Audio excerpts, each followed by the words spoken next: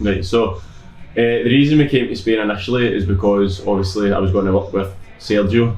We'd spoke about doing something in Spain before. I spend a lot of time in Spain, and being back and forth for the summer, I come in the winter and stuff like that. I thought, you know what, we know loads of people here. I have a really good relationship with all the Spanish fighters and the coaches. We get told they would support us 100%. Also know a lot of people who live here. It being a holiday destination, the idea was we'll hit it when the season's just kicking off, and we'll do it in Marbella. So that was kind of the reason why we came to Spain in the first place. But notably, the reason I came to Spain is because I've paid close attention to the Spanish scene over the years. We've came here to spar. Steve Irvin, my fighters, fought loads of Spanish guys, so we've built up a good relationship with them over the years. And I really admire the talent pool that's in Spain. And I kind of wanted to show people how good the Spanish fighters really were. Look what we've seen. We love coming to spar here. It's the most competitive spar Nico gets ever. Do you know what I mean? Spanish are very easy to work with. They're super game. They don't like to pull out. They'll fight anybody. So everything about it was perfect apart from the situation that kind of arose in the end. So we went venue shopping the first day I landed in Marbella in the winter last year, October, when we first came up with the idea. We went venue shopping. We had 4 venues to go and see in Marbella. And the first one I went to, I was like, I don't want to see anything else. I was like, this is perfect. And they were like, you sure? And I was like, no, this is exactly what I want. Perfect shape, lovely big entrance, you know. I could imagine, in my head I'm imagining on the night, fucking people queued all around the corner of the building. It was a perfect setting, so we were like, right, we'll take it. Set a date with Sergio and my business partner, and then we went from there. Everything was going absolutely fine. The venue were buzzing. The venue were absolutely delighted to have us. It was the first show. All the staff were coming, so we gave them all tickets and everything like that once we had the date not set. And then just at the blue, they said they'd received a complaint that the show was unlicensed. And then we got put in touch with. So we received an email from, I'm just going to say his name because I don't care, a guy called Jesus Aguirre, and he is I think he works for the Civil Guard or something in Marbella. But he's also the president of the FEKM, which is a kickboxing federation in Spain. It's not a Thai boxing federation. And basically the venue said that we can get help. Basically somebody's complained, Jesus Aguirre, and we can help you with the matter. So Jesus Aguirre has complained, even though he is the president of a kickboxing federation, and instead of saying, look, this is the selection of federations for Muay Thai you can use in Spain, you need to use one of them. He then told the venue and enforced that we could only use one organisation, which isn't the law in Spain. So it was the constant pressure to the venue, The venue was starting to get a bit intimidated and scared because obviously we're applying that much pressure. And at the end of the day, they're just staff. They're no Thai boxers. They don't know anything about sport. They're there to rent a venue. And when they've got a member of the council or civil guard or police or whatever he is, he's an ex-copper, he's an ex-policeman as well. When they've got him in their ear constantly saying, this is illegal, you can't do this, you can't do that, obviously they're going to listen. But the bottom line is, what we were doing is completely legal. What Jesus was doing is completely illegal. He's using a position of power to enforce his own agenda for his other company or whatever else he's got going on. Do you know what I mean? So it's like we were kind of just going around in circles. And they were just making it matter of fact that we weren't doing the show without FEKM. Basically, we got the solicitors involved. The solicitor we used has dealt with this mob a million times over. She knows what they're all about, and she knows that what they do, there's no law to say that you can't do a show in Spain without them. There's actually laws to say that we can. So she got it all sorted. She got all the paperwork. Every legality that was needed, we went above and beyond with, because we thought, you know what, these people are trying to make this really hard for us, so we'll go really all out so that there's absolutely nothing that we can complain about. But in the end, it was basically the venue just stopped answering, stopped getting back to us. It was delay. We weren't getting any confirmation off them, even though we'd already paid the money for the venue. Obviously it dragged out, so we were forced to move venue. We then found another venue. Bear in mind, this was only 3 weeks previous we got the venue cancelled, and then a week later, 2 weeks from the show, we found a new venue, the Plaza de Toro Estepona. Everything was absolutely fine. The venue were very happy to have us. Again, all the staff were buzzing. We were really happy with the venue as well, and then everything was nice, and there was a lot of stuff going online. Everybody was sharing that we changed the venue. There was another massive buzz about it again. Ticket sales started pouring in even more because it was like it was like a lot of people took to social media more because we had to tell everybody that the venue had changed, obviously. So I think that big social media push drew a lot of attention to the show again. So even more ticket sales poured in, more people showing interest, and then boom, 4 days later, then the letters from FEKM started again to the venue. So again, the venue's sitting on the fence, no sure. Again, they're no Thai boxers, they're no coaches, don't know nothing about sport.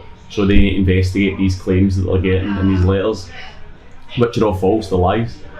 We had all the legalities with the security protocol in place, with fire protocol. All our equipment was all tested for the production. With the licenses, insurances, medical team, everything to an absolute T. We had double the security we needed on the night. And again, they put pressure on the venue, caused crazy delays this time. We were literally getting told tomorrow. So we're sitting like that, like, right, well, now we're 5 days for the show, or say 6 days for the show at this time. What do we do if we don't get an answer on Monday? Came to Monday, no answer again. So we were forced to pull the show because they then said on Monday, tomorrow, and I'm like, look, well, you have told us so many days in a row tomorrow. But this is all down to the hold up that FEKM have put on the show because they've now complained that much. Now the venue need to investigate, and do you know what I mean? It shouldn't be the case because what we done was totally illegal. And even on the Tuesday, we still never got, even though we cancelled the show, we still never get an answer for the venue. Wednesday, still nothing. Thursday, still nothing. The only time when we ask for the money back, we get told, well, hopefully we can do the show next time. Just this time, it's we didn't have enough time. But if the FEKM just left the show alone, like they should have, the show would have went ahead absolutely fine. But into the bargain, they contacted fighters, telling fighters to pull out of the show. They were going to strip them of titles. They were going to make sure they could never fight for the national team and the IFMAs ever again, all at the nationals. They contacted the security company, told the security company it was cancelled, which was a load of lies. They also contacted the online ticket distributor, who then called me, asked to speak to the organiser. I said, it's me. I said, what's up? And they said, we've been told your show's cancelled. Would you like us to stop selling tickets online? So they done absolutely every dirty trick in the book. And then finally, the president of the FEKM put a false allegation on me that I threatened to murder him, I threatened to kill him, and I was going to smash his head in, and just a load of lies. Like the actual sentence that the police told me over the phone was like something crazy, like, oh, I'm going to smash your head in like a rat. It's not even English grammar. It was like a complete circus. Like it just got from bad to worse.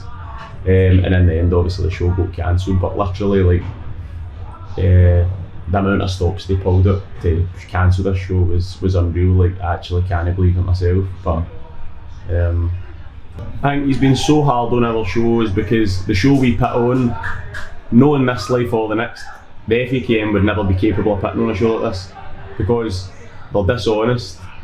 Everybody hates them. I'm just being honest. Everybody in Spain hates them. Everybody that's somebody in Spain absolutely despises them because they lie, they extort, they're just bad news. So the show that we put on, it was just jealousy. The reason they didn't want it to happen is because they couldn't do it. They wanted to be part of it. We said no for obvious reasons, and they just wanted to stop it. It was like, you're only having a party this big unless we're invited. But at the end of the day, it's just something they're never capable of doing, and that's it. It just comes down to jealousy. And they're not capable of it now, and they're certainly not going to be capable of it in the future.